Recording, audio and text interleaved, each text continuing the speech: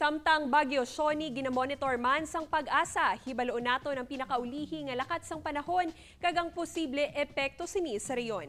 Kaupod si Western Visayas Pag-asa Weather Observer Rafi Tapales. Mayong hapon sa tanan, ari ang pinakauling update sa panahon karong adlaw, Nobyembre 2, 2020. Ang bagyong si Rolly ara na sa West Philippine Sea kag nagapadayon sa iya kusog sa storm category ara sa kalayo na 195 kilometros nakatungdan sang Subic, Zambales sa coordinates na 14.8 degrees north, 118.5 degrees east. May kabaskugon sang hangin na 65 kilometros per oras malapit sa sentro kag gustiness tubtob 80 kilometros per oras kag paday nagahulag sa westward direction kada sigon na 20 kilometros per oras kag ini gina-forecast na buwas sa aga 580 kilometros nakatungdan sang Subic, Zambales inigwa na sa Philippine Area of Responsibility.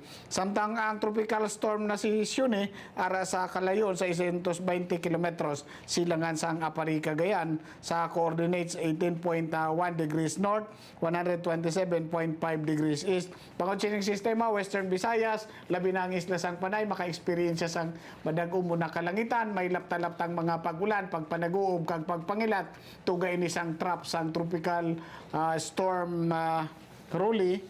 Ang temperatura naton subong na adlaw magalin sa 25 tubtob 29 degrees centigrado.